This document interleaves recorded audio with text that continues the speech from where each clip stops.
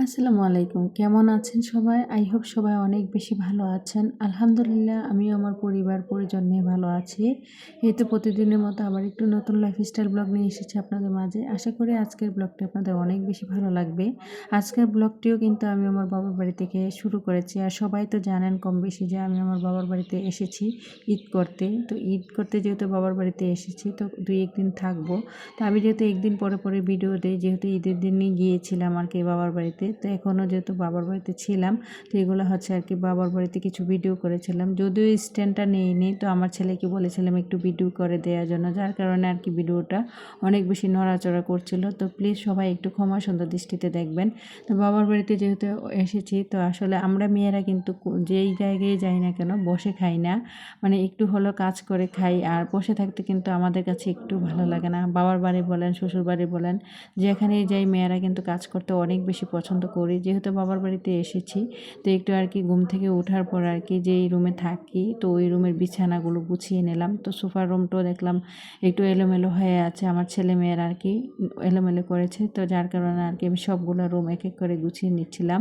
তো এদিক দিয়ে আর কি এই রুমে আর কি আমি দেখা গিয়েছে যখন বাবার বাড়িতে আসলে এই রুমেই থাকা হয় আমার ছেলে মেয়েদেরকে নিয়ে। তো যাই হোক, আমার বাবার বাড়িতে যেহেতু কেউই থাকে না, শুধু আমার বাবা মা ছোট ভাই বোন।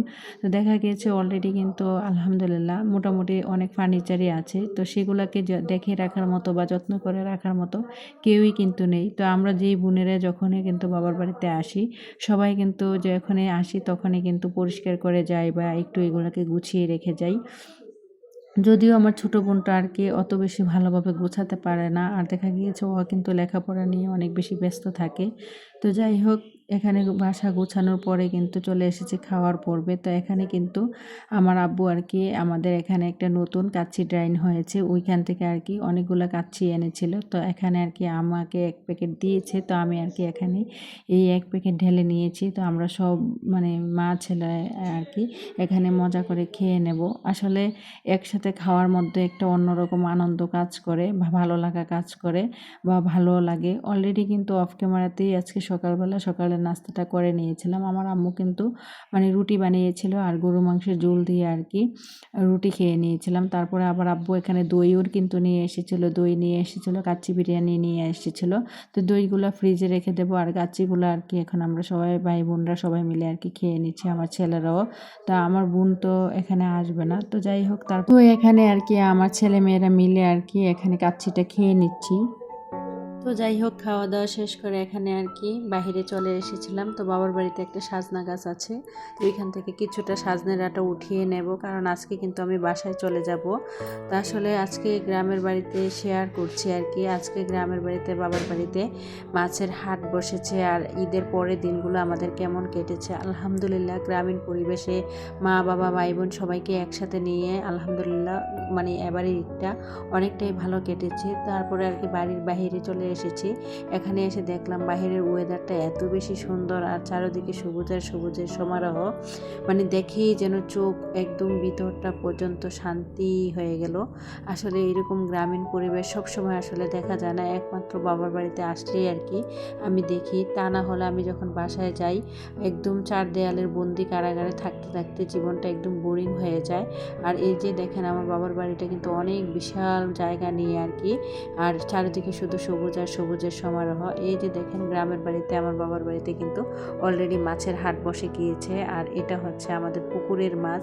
তো আজকে কিন্তু আমার বাবার বাড়িতে পুকুরে অনেক বড় জাল টান দেওয়া হয়েছিল, আর সেখান থেকেই কিন্তু এই এতগুলা মাছ উঠানো হয়েছে। এখানে একটা অনেক বড় বোয়াল মাছ পেয়েছিল আর একটা বড় ব্রিকেট মাছ।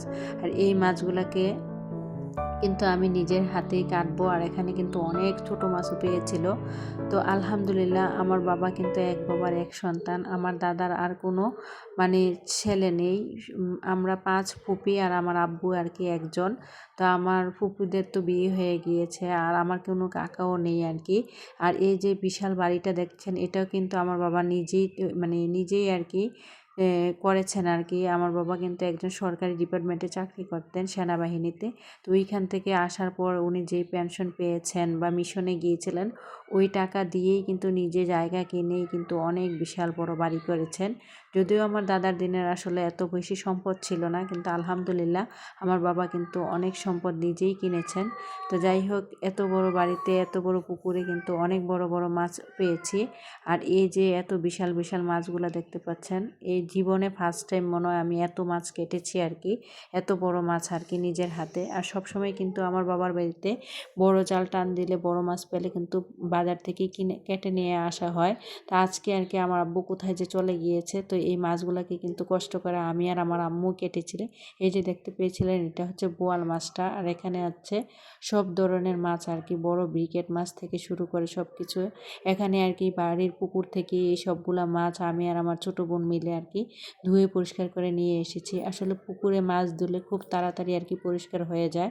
তো এখানে কিন্তু অনেক মাছ পেয়েছিল, সবগুলা মাছ কিন্তু আমরা একা খাবো না, আমাদের যত আত্মীয় স্বজন আছে এবং আমার যত বোন আছে সবাইকে দেয়া হবে। তারপরে আজকে কিন্তু আমাকেও দেয়া হয়েছে এই মাছগুলা থেকে। তো আমি কিন্তু আজকে যেহেতু বাসায় চলে যাব, আসলে গ্রামীণ পরিবেশ, গ্রামের বাড়িতে এতদিন থাকা, ঈদ করা, মা বাবা সবার সাথে অনেক বেশি ভালো লাগছিল। তো আজকে কিন্তু অলরেডি রেডি হয়ে চলে যাচ্ছি নিজের বাসার মধ্যে আর কি।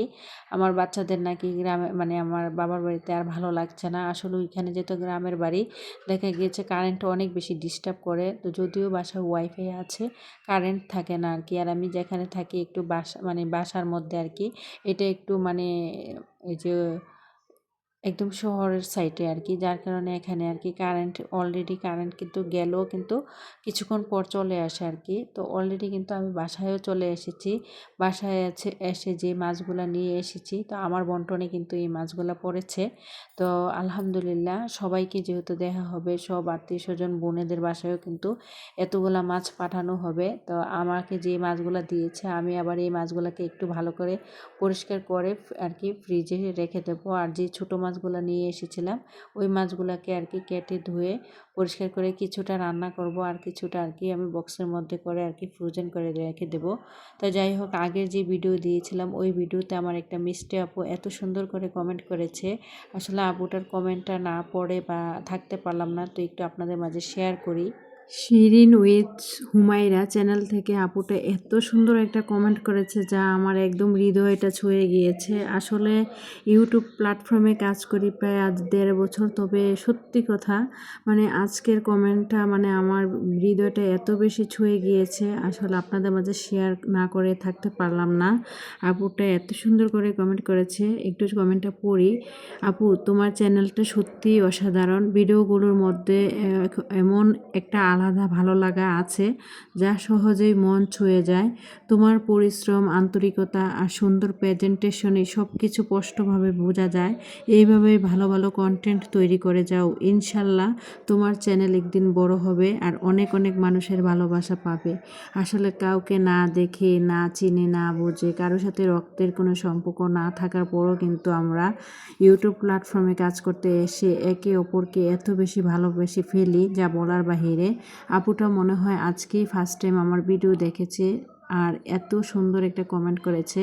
তবে প্রতিনিয়ত কিন্তু আমার মিষ্টি মিষ্টি আপুরা আমাকে খুব সুন্দর সুন্দর মিষ্টি মিষ্টি কমেন্ট করেন, আর সেই কমেন্টগুলো পড়লেও কিন্তু আমার অনেক বেশি ভালো লাগা কাজ করে। আর আমি অনেক সময় দেখা যায় যে একা একা বসে বসে হাসি, যে একটা আপু আমাকে না দেখে এত ভালোবেসে এত সুন্দর সুন্দর করে কমেন্ট করে। আসলে ইউটিউব প্ল্যাটফর্মে কাজ করতে না আসলে বুঝতে পারতাম না একটা মানুষকে একটা মানুষ না দেখে দূর থেকেও যে এত বেশি ভালোবাসা যায়। তো যাই হোক, বাসায় তো চলে এসেছি।